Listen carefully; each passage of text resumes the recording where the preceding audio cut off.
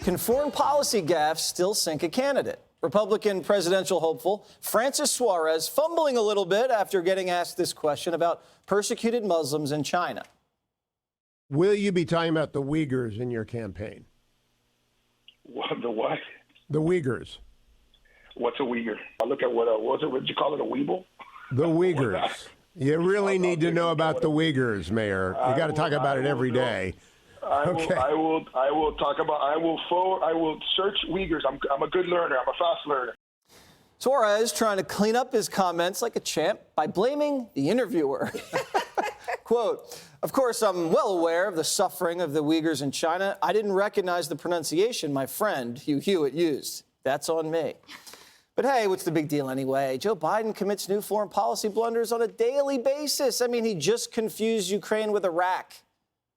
Has Vladimir Putin been weakened by recent events? It's hard to tell, but he's clearly losing the war in Iraq. He's losing the war at home.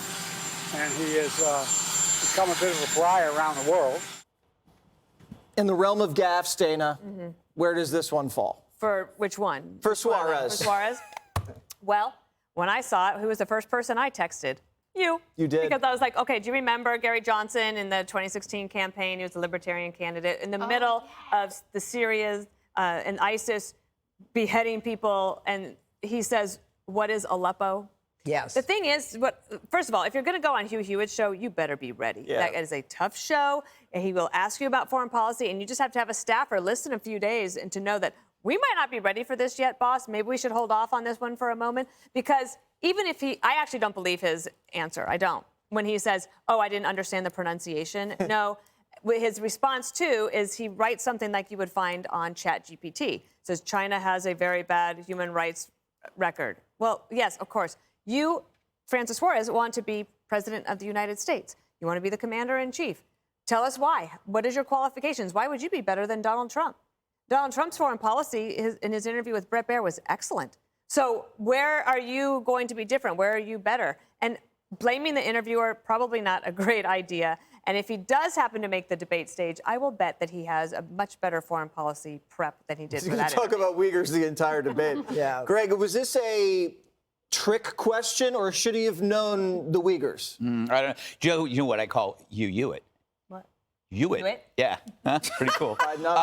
You know, this is why you always have to have these stock answers to stuff you don't know about, right? It's like when somebody's, how would you about the Uyghurs? I go, well, we're looking into it.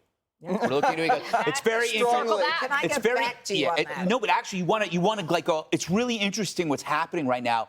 But it's even more interesting what we don't know. And that's what's scary, is we don't know. And can I just finish my last point? And then you go to the other point. Oh, I thought you were saying to me. No, then you go to the other point, and by the time you get to that point, Hugh Hewitt's already forgotten that he's asked you about the Uyghurs. In defense, though, Trump was good at this. Trump would do that. We're looking into it. Yeah. We're looking into it. That's what he's doing. But you got to wonder how many people that are giving him crap actually knew or care about the Uyghurs. We've been talking about the Uyghurs forever.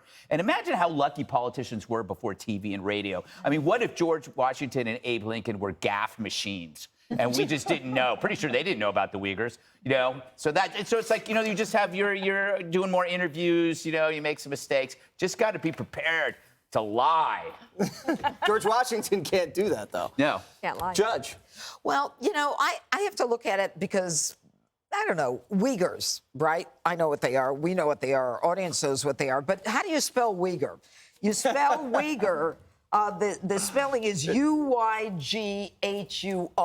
So maybe, just maybe, I mean, I'm not connected to him or anything, maybe he just read about the U-Y-G-H-U-R. And he didn't know it. The way you pronounce it is not Uyghur, that it's Uyghur. Do that again. You know what? I'm not done yet. That is a better excuse than blaming Hugh.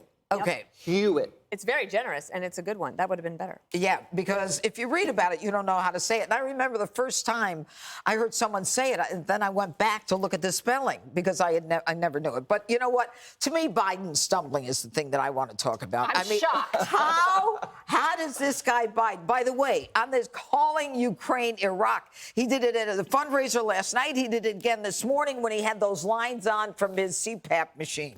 What I wanted, we should be happy that Xi Jinping doesn't return his calls. Do you know how much trouble we'd be in if this guy actually got on the phone with a world leader? I mean, really, the guy is clueless. Plus, he can't breathe half the time. And maybe that's what it's all about. Making fun of people for having sleep apnea, I think, is a new low. You are really. I'm saying he really should. Well, no, he came out. What time did he get up? If at 10 o'clock, maybe he still should got follow the Eric Adams' breathing exercise. I'm sure he does a lot of breathing, and I'm sure he meditates. Wait, and are sleep apnea patients another protected class, Jessica? Yes. Don't.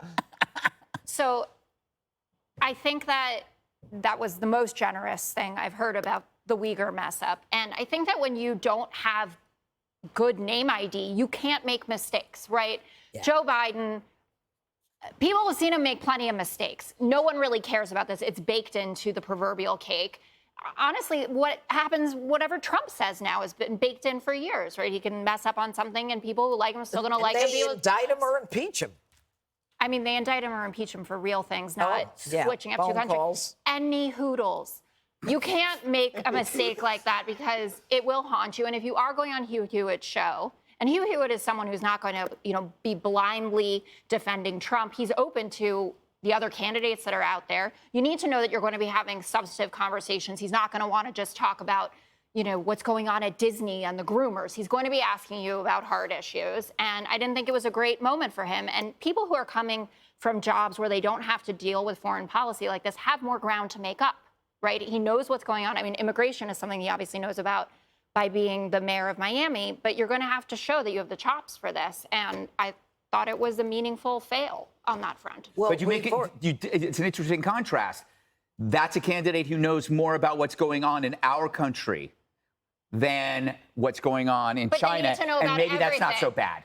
I like Mayor Suarez. I thought that he had probably the most compelling launch video of any candidate, where he's running around talking about his story is unbelievable. But you should know these things. If you're getting prepped and it's on China, this is one of the main issues. They have 1 million people in work camps there. All right. How do you spell Uyghur? Don't. Starts with a U. And it ends Doesn't with everything? Well done. No. Start with a U. Almost, Greg. We'll be right back. Wait, what? Hi, everyone. I'm Brian Kilmeade. I want you to do me a favor. I want you to click to subscribe to the Fox News YouTube page. This is the only way that I know for sure that you're not going to miss any great commentary, any great news bites, any great interviews coming your way on Fox. You can get it all here on YouTube. So subscribe right now.